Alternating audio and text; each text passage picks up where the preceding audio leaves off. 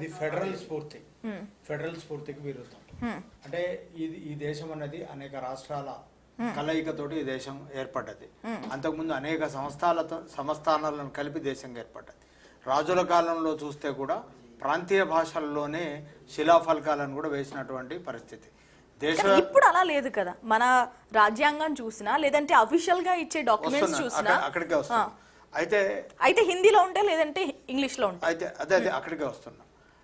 ఈ దేశంలోకి English British వాళ్ళ వల్లే రాలేదండి. అంటే ఇవి మనం అంటే ఈ దేశంలో ఆ సాహిత్యం పెరిగి లేకపోతే దానివల్ల సాంస్కృతిక పునర్జీవన ఉద్యమాలు వచ్చి రాజా రామ్మోహన్ రాయ్ లాంటి వాళ్ళు మిగతా ఆంగ్ల భాషను నేర్చుకోవడం వల్ల అనేక ఉద్యమాలు వచ్చినాయి. అది వేరే చర్చ. అయితే ఈరోజు ఇంగ్లీష్కు సంబంధించి ఇది ప్రపంచ భాషగా ఉంది. ఈ రోజు గ్లోబల్కి ఒక లాంగ్వేజ్ అనేది అవసరమైంది. గ్లోబలైజేషన్లోకి మనం అనివార్యంగా ఈ ప్రపంచం వెళ్ళిపోయింది. కాబట్టి ఈ రోజున ఆంగ్ల విద్య నేర్చుకుంటే తప్ప నువ్వు అమెరికాలో పనికిరావు, యూకేలో పనికిరావు. కాబట్టి అది అనివార్యం. డెఫినెట్గా ప్రతి ప్రైమరీ స్కూల్ ఇంగ్లీష్ మీడియంగా మారిపోయింది. అది అనివార్యమైనటువంటి పరిస్థితి. అయితే దాంతోపాటు మాతృభాషను కాపాడుకోవాలనేది ఒక కాన్సెప్ట్ అయితే మిగిలి ఉంది. ఇప్పటికే తెలుగు అనేది స్పోకెన్లో ఉంది. కొత్త తరం వాళ్ళు ఎవరు రాసే పరిస్థితి లేదు. తర్వాత సంభాషణ అయితే తెలుగులోనే జరుగుతుంది. స్పోకెన్ లాంగ్వేజ్ ఒకటే మిగిలి ఉంది. ఇప్పుడు మీడియాలో కానివ్వండి, మిగతా చోట్ల కానివ్వండి, ఈ డెస్క్ లో పనిచేసే వాళ్ళు, తెలుగు భాష పైన పట్టున్న వాళ్ళు, తెలుగు రాయగలిగిన వాళ్ళ సంఖ్య కూడా గణనీయంగా తగ్గిపోతూ వస్తుంది. కాబట్టి ఇప్పుడు మీరన్నారు రెహమాన్ గారు, global language, international language English అవసరం, నేర్చుకుంటున్నారు. మనం జనాభా చూసినా కూడా మన సౌత్ లో ఉన్న వాళ్ళు ప్రపంచ దేశాలకు వెళ్తున్నారు. సో అవసరమే కదా గ్లోబల్ లాంగ్వేజ్ అవసరం అండి. దాంట్లో రెండో అంటే ఇప్పుడు మాతృభాషలోనే చదువుకోండి, హిందీలోనే చదువుకోండి అని చెబితే అది కుట్రగా మారిపోతుంది అండి. వాళ్ళ చాలా మంది లోకల్ లాంగ్వేజ్ లో మాత్రమే చదువుకొని ప్రాంతీయ భాషల్లో మాత్రమే పట్టుండి ఇంటర్నేషనల్ లాంగ్వేజ్ ఆంగ్లంలో ప్రావీణ్యం లేకపోతే వాళ్ళంతా వెనకబడిపోయిన వాళ్ళేనండి. అవును, కనీసం ఒక CV తయారు చేసుకోలేకపోతున్నారు, ఒక ఇంటర్వ్యూ ఫేస్ చేయలేకపోతున్నారు. డెఫినెట్ గా అది అంటే ఇప్పుడు కొత్త తరాలు చదువుకోవాల్సినటువంటి భాష ఖచ్చితంగా ఇంగ్లీషే. అంటే ప్రపంచానికి ఒక లాంగ్వేజ్ అనేది వచ్చేసింది, అది ఇంగ్లీష్లోకి వెళ్ళిపోయింది.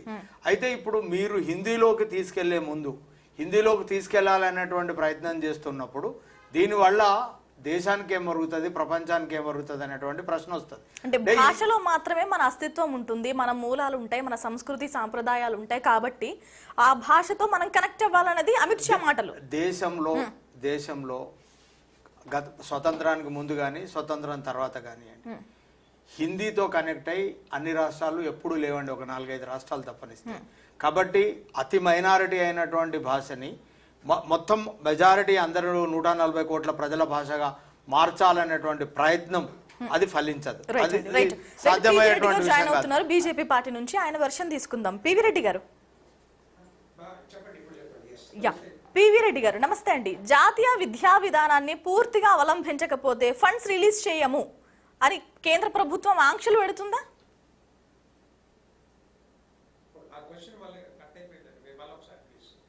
రైట్, అంటే స్టేట్స్ కి విద్యా విధానం ఏదైతే ఉందో రెహమాన్ ఎస్ రెడ్డి గారు మీరు చెప్పండి.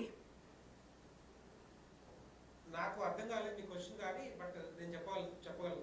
నేను అనుకుంటాను ఇది 3 లాంగ్వేజ్ బేసిక్ ఏంటంటే as per the NEP national education policy 2020 ప్రకారం ఏంటంటే కొత్త రూల్స్ వచ్చాయి. 5+3+3 4 అని చెప్పేసి బేసిక్ ఏంటంటే ఇక్కడంతా కూడా రాద్ధాంతం జరిగేది ఏంటంటే తమిళనాడులో 3 లాంగ్వేజ్ పాలసీ ఏదైతే ఉందో వాళ్ళేమో కేంద్ర ప్రభుత్వం వాళ్ళని ఇంప్లిమెంట్ చేయమంటా ఉంది. వాళ్ళేమో తమిళనాడు స్టేట్ ఏమంటున్నారంటే ఇంప్లిమెంట్ చేయకపోతే నిధులు ఇవ్వము, 2400 కోట్ల రూపాయలు రిలీజ్ చేయము. దీని మీద కమిటీ వేశారు. ఈ కమిటీ ఏంటంటే కమిటీ స్టడీ చేశాక కమిటీ చైర్మన్ ఎవరైతే రంగరాజన్ గారు ఉన్నారో కమిటీ వేశాక it's mandatory to learn Hindi language as a third language across the country because to have a easier communication across the country అని చెప్పేసి. కానీ అక్కడ ప్రధానమంత్రి నరేంద్ర మోడీ గారు క్యాబినెట్ డిస్కస్ చేసిన తర్వాత it should not be mandatory, మనం మ్యాండేటరీ పెట్టకుండా ఆప్షనల్ గా వదిలేద్దాము. ఏదైతే స్టేట్ గవర్నమెంట్స్ ఉన్నాయో అవి కూడా వాళ్ళు చూజ్ చేసుకొని వాళ్ళు నేర్చుకుంటే మంచిదే.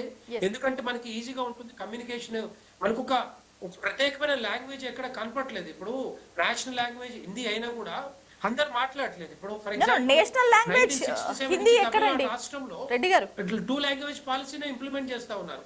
వాళ్ళకి వేరే లాంగ్వేజ్ వద్దా ఉంటా ఉన్నారు. ఒకటి ఇంగ్లీషు, ఇంకోటి తమిళ్. వీళ్ళేమో ఇప్పుడు భారతీయ జనతా పార్టీ మా ప్రభుత్వం ఏమంటుందంటే ఎవరైనా కూడా నేర్చుకుంటే అక్రాస్ ది కంట్రీ ఎక్కడికైనా పోయి బ్రతకొచ్చు, ఎందుకంటే కామన్ లాంగ్వేజ్ ఉంటుంది కాబట్టి. ఇప్పుడు మనం తెలుగు స్టేట్స్ లో తెలుగు రాష్ట్రాల్లో మనం ఎప్పటి నుంచో నేర్చుకుంటా ఉన్నాం. సంస్కృతం అనేది మన తాతల దగ్గర నుంచి సంస్కృతి నేర్చుకుంటా ఉన్నాం. కానీ అక్కడ ఒక పెరియార్ సంస్కృతి అని ద్రవిడ ఏదైతే ఎకో సిస్టమ్ ఉందో వాళ్ళకి వేరే లాంగ్వేజ్ అక్కర్లేదు, గదే లాంగ్వేజ్ కావాలి, గట్లనే ఉండాలి, మేము ఇట్లనే ఉండాలని చెప్పేసి వేరే పార్టీలు ఉండకూడదు, వేరే వాళ్ళ రాజ్యాంగం అమలు చేయాలనుకుంటున్నారు. అదే ఆలోచనలు తప్ప వేరే ఆలోచనలు లేవు వీళ్ళకి. కనీసం నేను ఒక్కటి చెప్తాను, దగ్గర అక్కడ 52 లక్షల మంది ప్రైవేట్ లో చదువుకుంటుంటే 50 లక్షల మంది గవర్నమెంట్ లో చదువుతున్నారు. దీంట్లో చాలా వరకు మెజారిటీ ఆఫ్ దెమ్ ఎవరు స్టేట్ బోర్డు కానీ, ఐసిఎస్సి కానీ, లేకపోతే సిబిఎస్ఈ కానీ మిగతా లాంగ్వేజ్ లో నేర్చుకున్న వాళ్ళంతా కూడా హిందీ నేర్చుకుంటా ఉన్నారు. కానీ ఈ తమిళనాడు రాష్ట్రంలో స్టాలిన్ గవర్నమెంట్ ఏం చేస్తా ఉందంటే ఈ గవర్నమెంట్ స్కూల్లో ఎవరైతే పిల్లలు చదువుకుంటున్నారో అక్కడ ఈ హిందీ లాంగ్వేజ్ ని మేము ఇంప్లిమెంట్ చేయము, వాళ్ళకి నేర్పించామని చెప్తా ఉన్నారు. ప్రైవేట్ లో చదువుకున్న పిల్లలు కానీ, కలెక్టర్ల పిల్లలు, తర్వాత మంత్రుల పిల్లలు అందరూ కూడా హిందీ నేర్చుకుంటారు, బయటికి పోతారు, మంచి ఉద్యోగాలు సంపాదించుకుంటారు. కానీ అక్కడున్న పేద పిల్లలు, పేద బిడ్డలు వాళ్ళు మాత్రం హిందీ నేర్చుకోవద్దా? ఎందుకు నేర్చుకోవద్దని అంటున్నాను. తమిళనాడు రాష్ట్రంలో హిందీ నేర్చుకుంటే వాళ్ళ ద్రవిడ పార్టీలు ఏమన్నా ఓడిపోతామన్న భయమా? నాకు అర్థం కావట్లేదు. ఎందుకు కేంద్ర ప్రభుత్వం సపోర్ట్ చేస్తామన్నా కూడా, ఫర్ ఎగ్జాంపుల్ నేను చిన్న ఉదాహరణ చెప్పాలనుకుంటున్నాను. బయట కంట్రీస్కి వెళ్ళినప్పుడు, నేను కూడా చాలా కంట్రీస్ వెళ్ళొచ్చాను. ఆ కంట్రీస్కి వెళ్ళొచ్చినప్పుడు చైనీస్ ఏమో చైనీస్ భాష మాట్లాడుకుంటారు, జపనీస్ ఏమో జపనీస్ భాష మాట్లాడుకుంటారు, ఫ్రాన్స్ వాళ్ళు ఫ్రెంచ్ భాష మాట్లాడుకుంటారు. వాళ్ళకి ఒకటే కామన్ లాంగ్వేజ్ ఉంటుంది. హిందీ నేర్చుకోకుండా ఒకటే లాంగ్వేజ్ ఏంటంటే ఇంగ్లీష్ మాట్లాడాలి. ఎవరితో మాట్లాడినా ఇంగ్లీషే మాట్లాడాలి. అక్కడ మనకి ఏ ప్రైవసీ ఉండదు, ఇక ఇంగ్లీష్ లో మాట్లాడాల్సి వస్తుంది.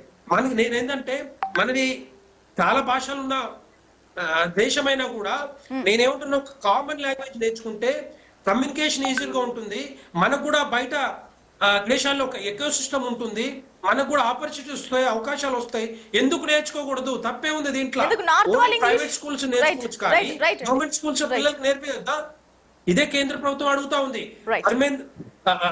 కేంద్ర మంత్రివర్యులు ఏదైతే మన విద్యాశాఖ మంత్రి ధర్మేంద్ర ప్రధాన్ గారు ఒకటే చెప్పారు, మీకు అవకాశం ఉంది, మీరు నేర్చుకోండి, నేర్పించండి, మేము సపోర్ట్ చేస్తామని చెప్పినా కూడా ఒక భయం ఏంటంటే ఈ ద్రవిడ సంస్కృతిలో హిందీ నేర్చుకుంటే రేపొద్దున మా ఓట్లు గల్లంత అవుతాయి, మా సీట్లు గల్లంత అయితే ఒక భయంతో ఉన్నారు. దాన్నే రెసిస్ట్ చేస్తా ఉన్నారు. కేంద్ర ప్రభుత్వం ఏ పాలసీ తీసుకొచ్చినా కూడా ఇదే చేస్తా ఉన్నారు. స్టాలిన్ గానీ, ఉదయనిధి గానీ వీళ్ళకి పెరియార్ సంస్కృతి తప్పితే వీళ్ళ మీద దేవుళ్ళ మీద నమ్మకం ఉండదు, కుళ్ళ మీద నమ్మకం ఉండదు, తర్వాత సినిమాల మీద నమ్మకం ఉండదు, ఏది ఉండదు.